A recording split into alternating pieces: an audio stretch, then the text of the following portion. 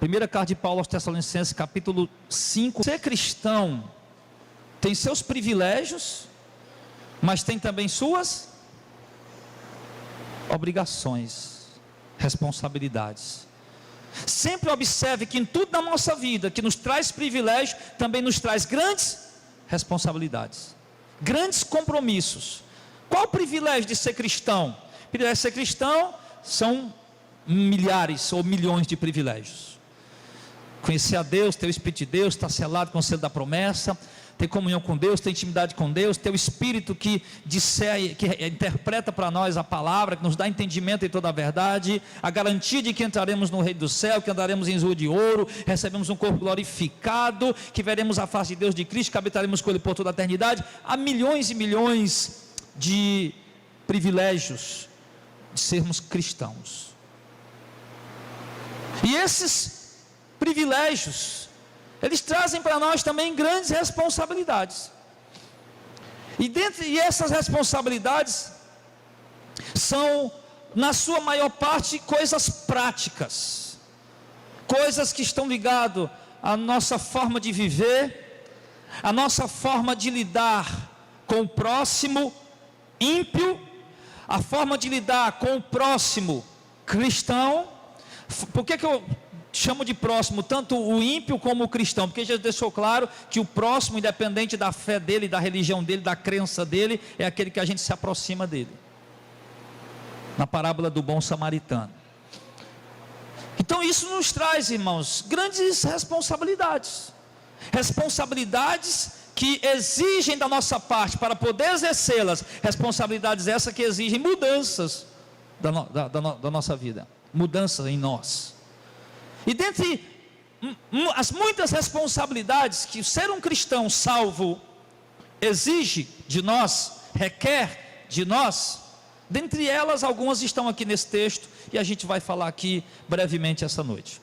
Ele diz no verso 14: rogo-vos também, irmãos, que admoesteis os desordeiros. Ou seja, há pessoas dentro da igreja causando desordem, havia. Inclusive na segunda epístola, Paulo vai falar de alguns lá que não estavam mais querendo trabalhar. Não é porque não tinha trabalho, que a gente sabe da dificuldade de emprego nos dias atuais, mas não é, o cara estava empregado, porque o cara não queria trabalhar. Aí como a igreja tinha um ministério cotidiano, eles iam para lá se escorar, e Paulo diz: olha, quem não quiser trabalhar também não dê comida para eles não.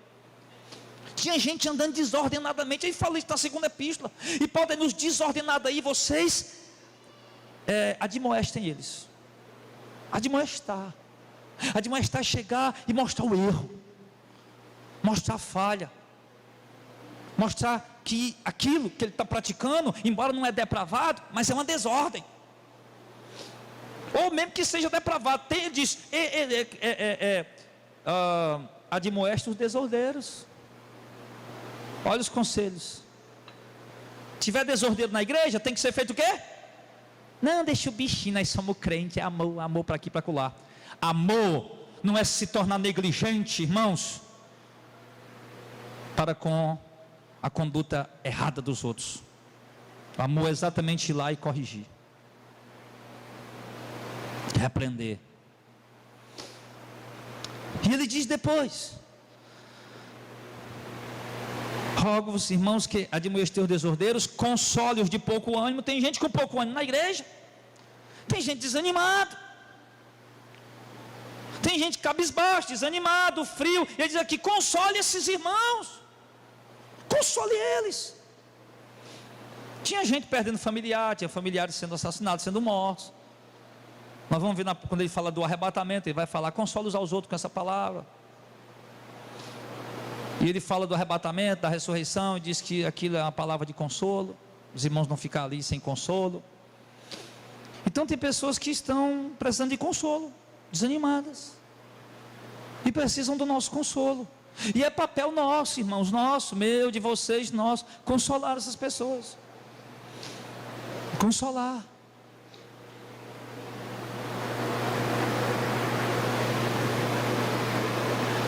Agora ele está falando para consolar os de pouco ânimo, não os murmuradores, porque murmurador não é para ser consolado. Murmurador, você vai lá, consolou, hoje a mãe está murmurando de novo, consolou, murmurando. Ele murmura todo dia, toda hora. Tem crente que eu conheço há 3 anos, 4 anos, que a vida inteira é murmurar. Você vê ele todo dia murmurando, cara. Aí liga para um, liga para outro, liga para 1000, liga para 10.000, murmurando. Murmuro do pastor, murmuro do diácono, murmuro do evangelista, murmuro da igreja, murmuro do culto, murmuro das filmagens, murmuro das transmissões ao vivo, murmuro das cadeiras, da arrumação, dos ventiladores, murmuro de tudo. Murmuro da família, do bem, quando acaba todo mundo para murmurar, ele vai caçar a gente no meio da rua, ele vai para algum lugar só para encontrar uma coisa, para voltar murmurando. Rapaz, murmurei de tudo aqui, a minha conversa já está, não tem mais, eu tenho que ir a algum lugar para murmurar de alguém. Ele vai no médico, para poder se consultar com o médico, para poder murmurar do médico, ele vai em uma fila de banco, só para ficar lá um pouquinho, sem fazer nada, para poder murmurar daquilo ali também. É um murmurador. Então ninguém consola murmurador. Murmurador é murmurador, meu irmão. Murmurador não é convertido. Mas um irmão convertido, está ali desanimado, abatido, a gente vai lá e consola o irmão. Depois ele diz: sustente os fracos. Tem gente fraca, tem um desanimado e tem aquele fraco que perdeu a força. Porque o desanimado, irmãos, mesmo estando desanimado, mas ele continua caminhando, continua perseverando, continua firme, ali desanimado, mas ele vai. Aí já tem os fracos que perdem as forças, que não tem mais forças. E aí diz aqui, nós temos que sustentar, tem que servir de moleta. Mas aí você tem que tomar cuidado também com outra coisa, para ver se realmente o cabo é crente, se ele quer alguma coisa com Deus. Porque ser muleta para quem não quer nada, meu irmão, eu não quero não. Sabe aquele crente que o cara vem para o culto um dia, passa 10 anos sem vir para o culto, aí você vai na casa dele, conversa com ele, aí ele vem de novo, porque tu foi lá. Aí depois que ele foi, né, já veio, depois passa mais 10 anos, tu vai lá de novo, aí vem de novo. Mas mais 10 anos depois vem de novo. Não, esse aí não quer nada não. Agora os fracos estão fracos. Nós temos que sustentá-los. Fraco porque está passando por um problema, fraco porque passou por decepção, fraco porque passou por uma frustração, fraco porque está com uma doença, problema financeiro, problema na família, não sei, fraco por algum motivo, por alguma coisa.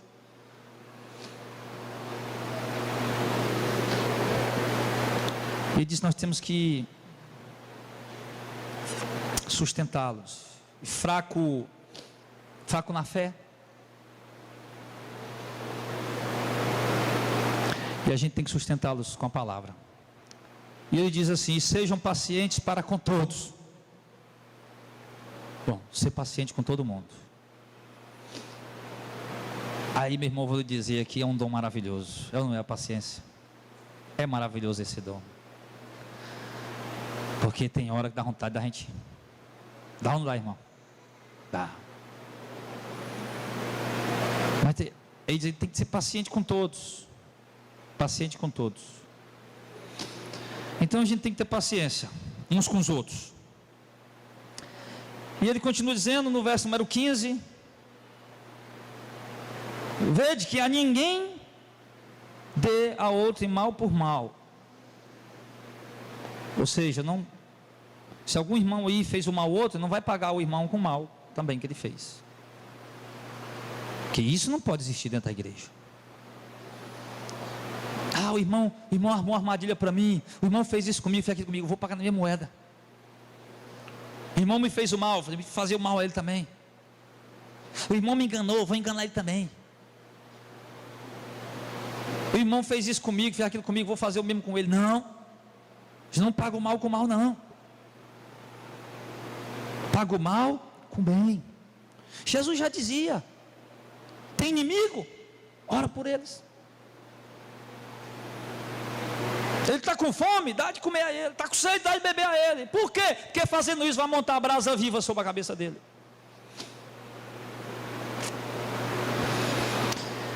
A ninguém dê ao outro mal por mal, mas sigam sempre o bem. Sempre o bem. Tanto uns para com os outros, como para com todos. Ou seja, tanto dentro da igreja, como lá fora. Seguir sempre o bem. Aí no verso 16...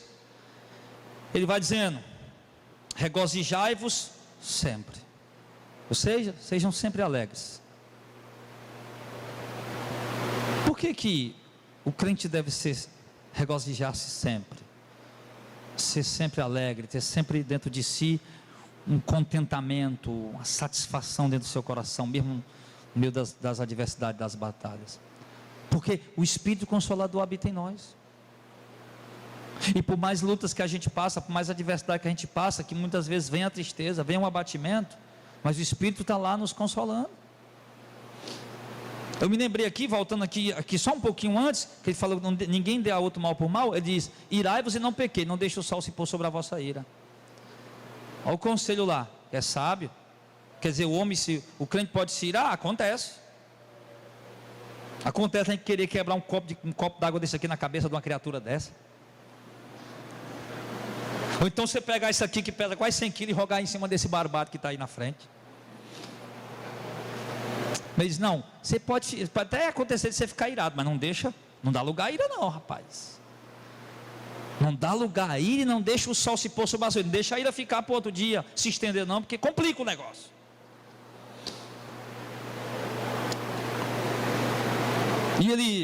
Então, devemos estar sempre alegres, contentes, irmão, o contentamento.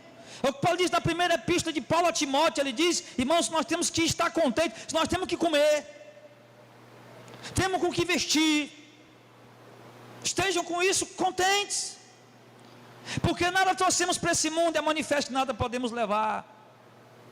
Por quê? Porque ele diz, porque às vezes a pessoa quer realizar um projeto, não pode, quer comprar alguma coisa, não pode, não dá certo, não consegue, e a pessoa fica frustrada, descontente, perde o ânimo. Ele diz, não, fique contente, o contentamento.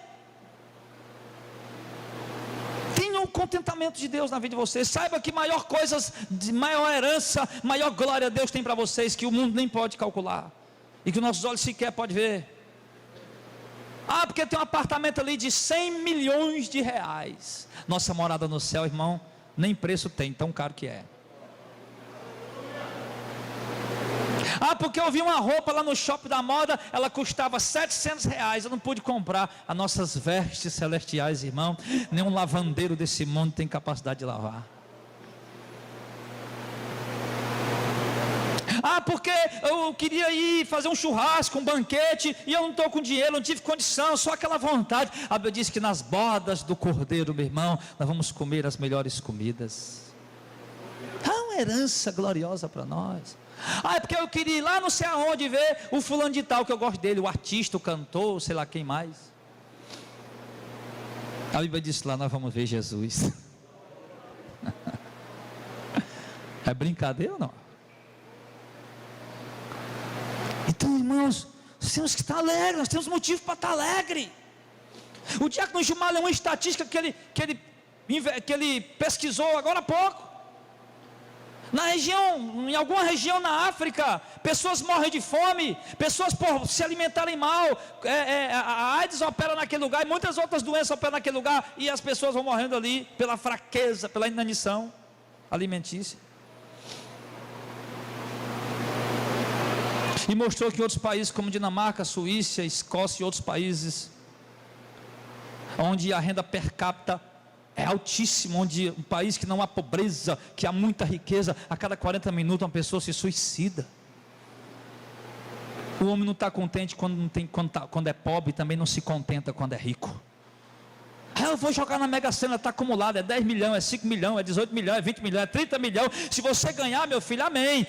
Lembra de trazer um pouquinho para nós aqui não, viu? Mas entende uma coisa, filho, mesmo que você ganhe essa roma de dinheiro, meu irmão, isso não vai te preencher, rapaz.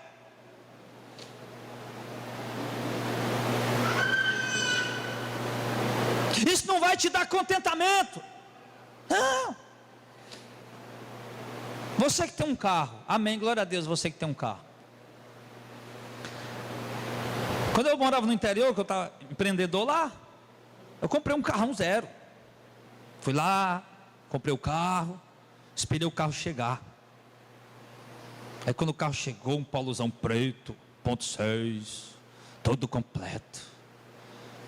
E só que antes eu ficava imaginando, eita, daqui a pouco, só na minha mente, daqui um dia o Paulozão vai estar aí, na garagem. Aí eu ia lá para a loja lá, e o canto lá que eu costumava colocar meus carros lá, eu dizia, olha, aqui onde meu carrão vai estar parado aí. Irmão, um dia que o carro chegou, que eu vim buscar o carro, voltei para casa e encostei o carro lá. Aquela alegria, peguei a minha esposa, meu filho, fomos dar uma volta, passear, aquela coisa toda. Depois que guardei o carro, quando eu estava olhando para o carro assim, satisfeito, né? Porque você comprou um carro, você estava pet, né? Aí eu olhei para o carro e no meu coração veio aquele mesmo sentimento, isso não me preencheu em nada. Não me preencheu em nada. É bom, serve, é muito útil, mas não me preencheu em absolutamente nada. Nós temos motivos, irmãos. O crente mais pobre que permeia essa terra, ele tem motivo para vir alegre todo dia, pelo contentamento das glórias que virá pela morte de Cristo. Gozo é fruto do Espírito, né? Gálatas 5. Gozo, o diácono Alicete está lembrando aqui que Gálatas capítulo 5, a partir do verso 21, mostra que gozo é um dos frutos do Espírito Santo. Então, meu irmão, regozijai-vos sempre, alegre. Fica por aí murmurando, reclamando da vida. Não. A tua alegria não está nas coisas dessa terra. Jesus disse, a vida do homem não consiste na abundância dos bens que ele possui, mas no contentamento que ele tem em Deus, na fé que ele tem em Cristo, na herança eterna e gloriosa que virá para ele, que ele herdará. E Paulo diz em Romanos capítulo 8, no verso 17, se nós somos filhos, somos logo herdeiros também, herdeiro de Deus e co-herdeiro com Cristo. No verso 18 ele diz, se com ele sofremos, também com ele seremos glorificados. Paulo diz aos Colossenses que a nossa vida está escondida com Cristo em Deus, e quando Cristo, que é a nossa vida, se manifestar, nós também nos manifestaremos com ele em glória.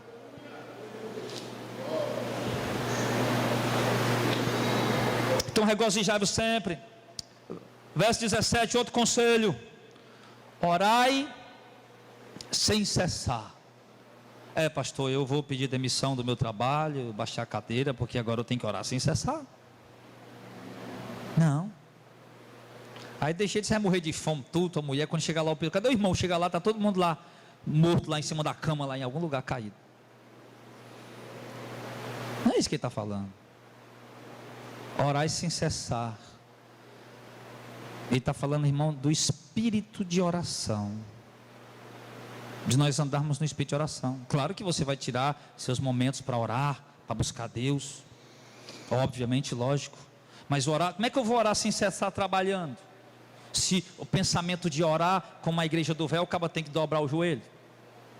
Eu sou um caminhoneiro, passo 12 horas dirigindo meu caminhão. Como é que eu vou orar? Se eu tenho que parar o carro, tenho que me ajoelhar em algum lugar. Como é que eu vou orar sem cessar? Se eu sou um caixa de sou um bancário, se eu sou caixa de um supermercado, como é que eu vou orar sem cessar trabalhando? No espírito de oração.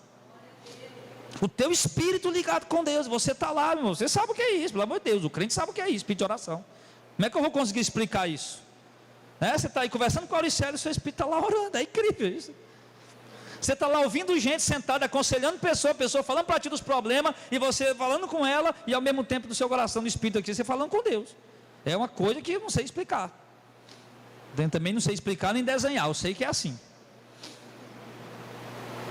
Então, orai sem cessar. Irmãos, eu vou lhe dizer, há uma necessidade muito grande de nós restaurar nossa vida de oração.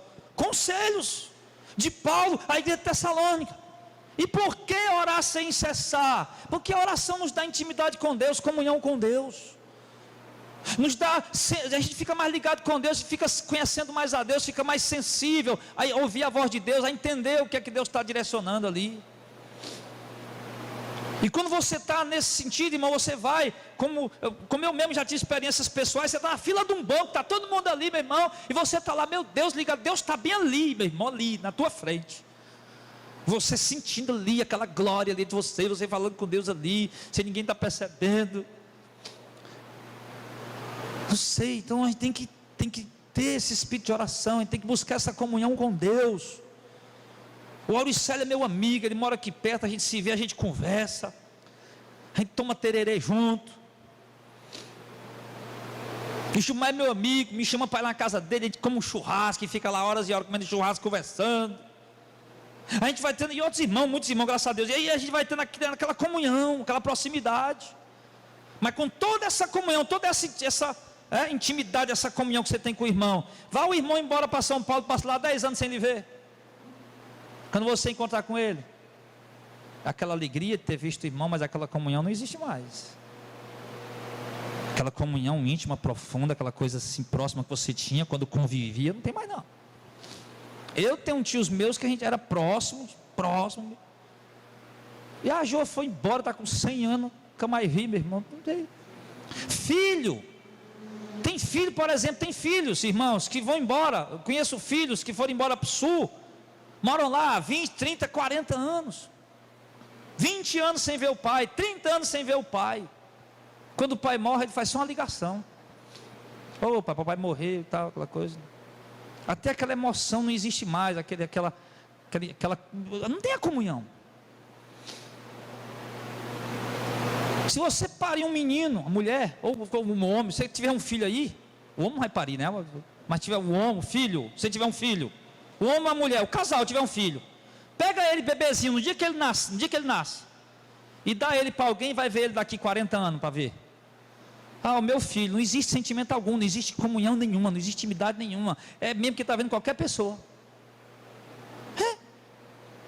Agora pega um filho de alguém estranho que você não conhece e adota ele desde bebezinho, e convive com ele todo dia para ver.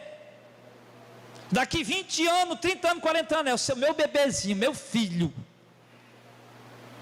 O amor, a comunhão, aquela coisa forte. Irmão, é assim.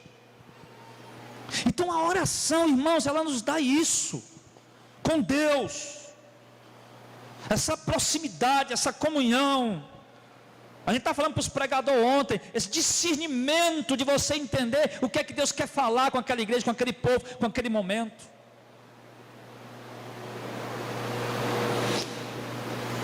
Então, irmãos, é fundamental a vida de oração na vida do cristão.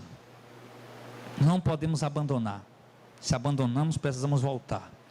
No verso 18 ele diz: dai graças nas coisas boas, mas nas ruins não dei graças.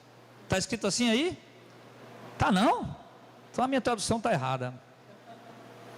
Então, deem graça, 18, deem graça só nas coisas boas, nas coisas ruins vocês murmurem, viu? É assim, ó? Não. Em tudo deem graças, porque essa é a vontade de Deus em Cristo Jesus para vocês. Mas Paulo, graça em tudo o quê, Paulo? Eu me lembrei da pregação da Auricélio, quarta-feira, acaba bom, glória a Deus. A Auricélio pregou e disse, falando do Consolador, da pessoa e da obra do Espírito Santo: está passando necessidade, está passando angústia, tribulação, tristeza, o Espírito Santo de Deus diz: eu estou aqui. Então dá graça, em tudo dai graças. Paulo disse aos romanos: olha, todas as coisas contribuem juntamente para o bem daqueles que amam a Deus, aqueles que são chamados pelo seu decreto.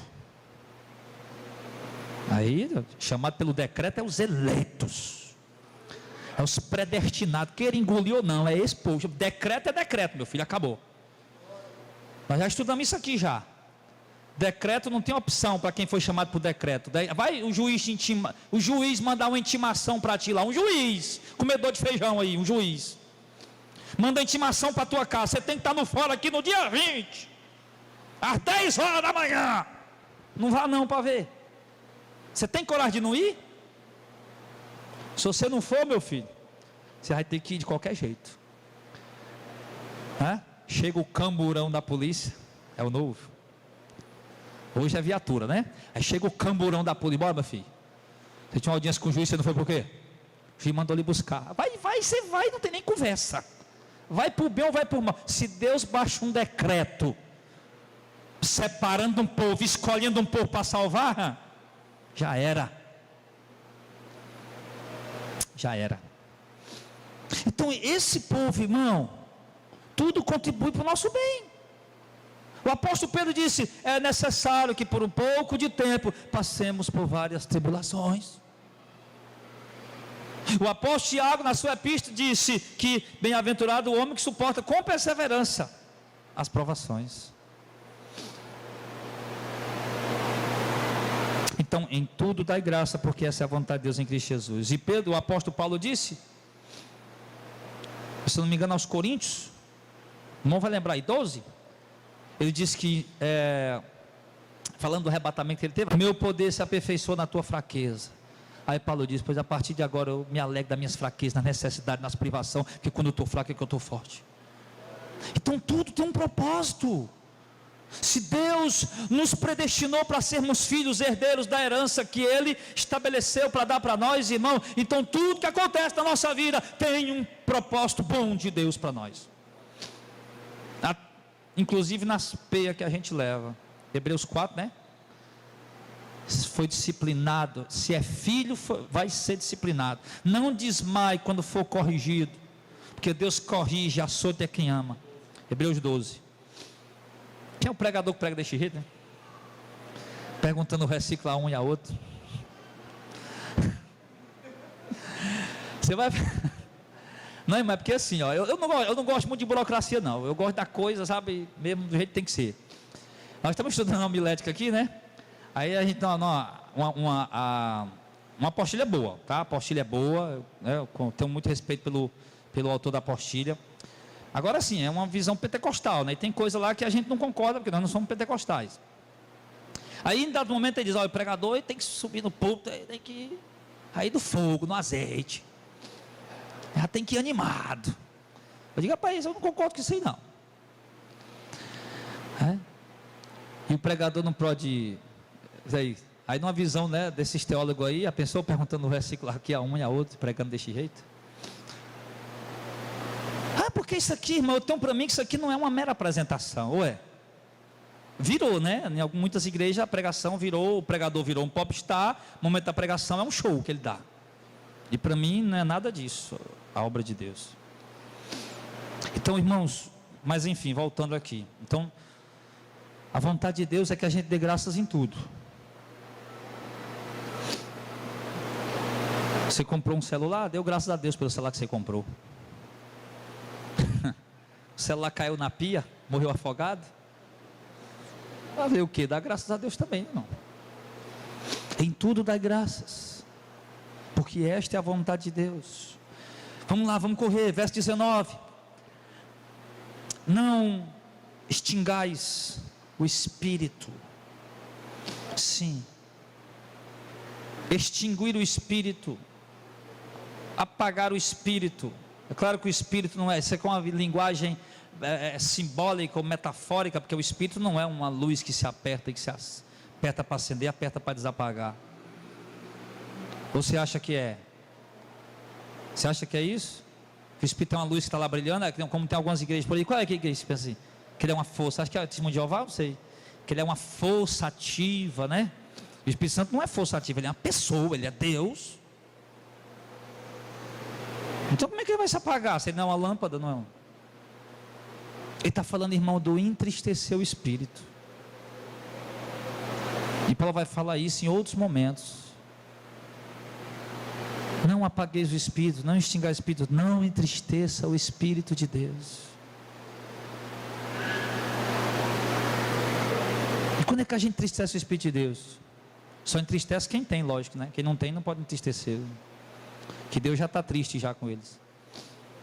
Agora, quem tem o Espírito de Deus, entristece o Espírito de Deus, é quando ele começa a andar na carne, a dar lugar à carne, a satisfazer as vontades da carne, os prazeres da carne, a desobedecer a palavra de Deus, e começa a entristecer o Espírito Santo.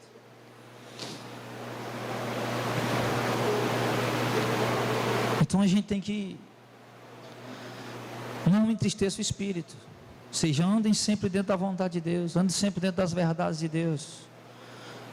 Não desprezei as profecias. Que Paulo estava se referindo? Olha aí, olha aqui, ó. Não desprezeis as profecias. Vamos fazer aqui uma pregação aqui dentro desse texto. Aí vai para as igrejas aí, né? Neopentecostal.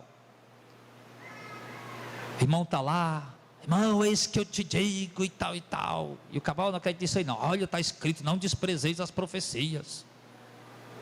Será que é isso que ele está falando? Paulo está se referindo às profecias dos antigos, dos profetas, profeta Abraão, profeta Moisés.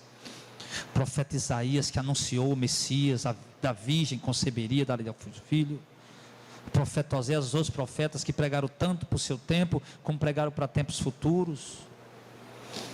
Eles não desprezam as profecias, porque exatamente nas profecias que revelam a Cristo, são exatamente as profecias que revelam o Messias.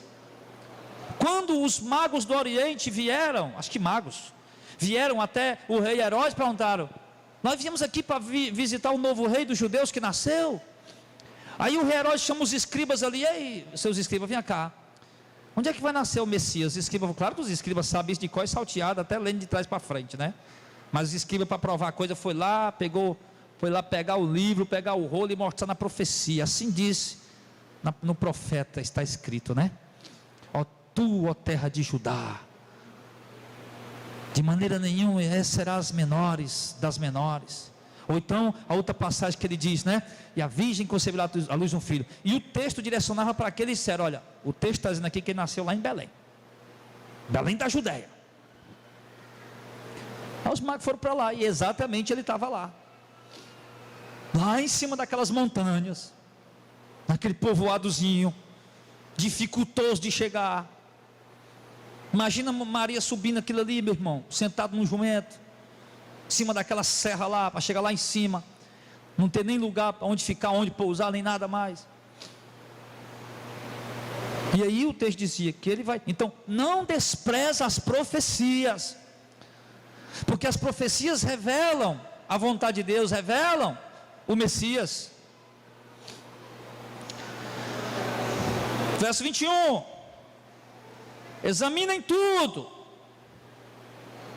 e retenham o bem, ou seja, examinem de tudo e retenham o que for bom. E isso que for bom não é apenas o que é coerente, mas o que é correto, o que é certo, o que é verdadeiro. Tinha muita coisa para se examinar. Todo crente, irmão, é um pesquisador. A gente escuta pregação na internet, a gente lê muitos artigos, muitas resenhas, livros, muitas coisas, né? Todo crente é um pesquisador. Mas ele está dizendo o quê? Tome cuidado para reter apenas o que for bom, o que é correto, o que é genuíno, o que é bíblico, o que é verdadeiro. Porque se você não tiver esse cuidado, você pode se contaminar. Era o que estava acontecendo lá, a preocupação de Paulo lá na igreja de Tessalônica. Abstenham-se de toda aparência do mal. Tudo que for de aparência do mal é para a gente se abster. Até daquilo que não é pecado. Ele diz: todas as coisas me são lícitas, mas nem todas as coisas convêm. Todas as coisas me são lícitas, mas nem todas as coisas edificam. Então se abstém, deixa para lá, renuncia, abre mão de tudo que traz aparência para o mal, tudo que traz escândalo. Mas não é pecado, eu sei, mas está trazendo escândalo, renuncia. Está dando aparência do mal, abre mão. Seja onde for, seu trabalho, qualquer coisa, situação, qualquer. Verso 23, então, o mesmo Deus de paz, Deus Todo-Poderoso, vos santifica em tudo, e todo o vosso espírito, alma e corpo sejam plenamente conservados e irrepreensíveis para a vinda de nosso Senhor Jesus Cristo. Olha só como é que ele vai terminando a carta. Então Deus conserva vocês em tudo, mesmo Deus de paz vos santifica em tudo. Deus vai nos santificar, nos separar para Ele, e o nosso espírito, que ele fala, o espírito humano, não é o espírito de Cristo, porque o espírito de Cristo já é santo, o Espírito Santo já é santo, mas o nosso espírito, a nossa alma, o nosso corpo, o homem tripartido, né? O espírito onde está o entendimento, o intelecto, aliás, o espírito onde está o intelecto e onde está a comunhão do homem com Deus. A alma, onde está o centro das emoções, a alma que a gente chama de coração ou de mente, é a alma. E o corpo. a matéria. Então, tanto o nosso espírito, como nossa alma, como nosso corpo, sejam plenamente, pleno quer dizer completo, conservados, irrepreensíveis. Ou seja, o crente, ele deve ser santo no espírito dele, o espírito do homem, está lá dentro.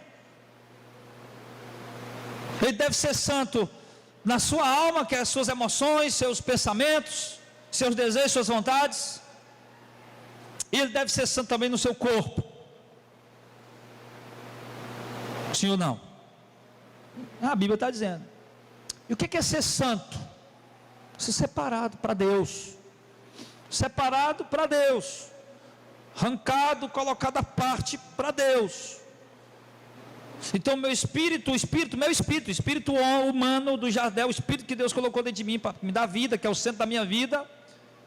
Se o espírito sair não tem vida, o espírito é o centro da vida. Ele deve ser santo. Minha alma, meus pensamentos, minhas emoções, meus desejos devem ser santos, separados para Deus.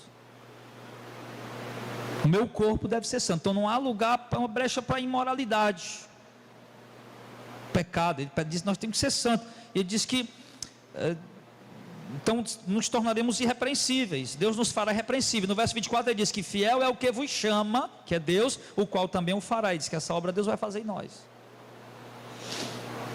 Aí no verso 25 ele vai e pede aos irmãos e diz: irmãos, orem por nós.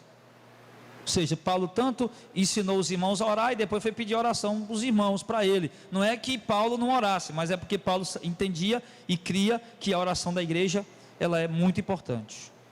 E depois ele diz no verso 26 que nós temos que saudar uns aos outros com o ósculo santo, que é aquele beijo, né, sem maldade. Aí chega uma igreja aí e adota isso aqui como uma doutrina por dias atuais. Não tem? Alguns irmãos conhecem a igreja cristã, né? Igreja do Véu. Lá o homem só ora se for de joelho. Pode orar em pé não. Lá a mulher só pode orar se for com véu na cabeça. E lá a saudação dos irmãos é com beijo. Beijo santo. Quer dizer, adotaram algumas doutrinas que não tem nada, interpretaram ou equivocado o texto. A saudação deles, irmãos, saudação deles, o cumprimento deles era um beijo. Só para dizer, um beijo deve ser santo, sem maldade. Para nós aqui, que Paulo estivesse escrevendo para nós, aqui, Paulo ia dizer o que aqui, Diácono Célio? Saudai-vos aos outros com aperto de mão santo. É isso? Questão cultural. Se nós não interpretar a Bíblia na visão, a Bíblia é um livro histórico. A palavra de Deus ela é um livro histórico, então tem que ser interpretado também. Tem que entender também algumas coisas, para depois não estar criando doutrina que não tem nada a ver. Então, saudar uns aos outros de uma forma santa, né? É importante os irmãos saudarem sempre uns aos outros, não tenha vergonha de saudar o irmão na igreja, saudar o irmão na rua, em qualquer lugar, saude ele com santidade. Não tenha vergonha do irmão. Pelo Senhor vos conjuro que essa epístola seja lida a todos os santos. Ou seja, essa epístola Tessalonicenses, Paulo queria, todo irmão da igreja tem que ouvir essa epístola. Leiam ela a todos os santos. Eu imagino o pastor lá da igreja, lá saiu na casa dos irmãos, todo dia, Paulo mandou uma carta, disse que é para todo mundo ler. Aí pronto, no dia do culto estava todo mundo lá para ouvir. E aí chegou para nós, né? Ele disse, então essa epístola seja lida a todos os santos. A graça de nosso Senhor Jesus Cristo sejam convosco. Amém. Então, queridos, isso aqui é conselho prático. O que é um conselho prático?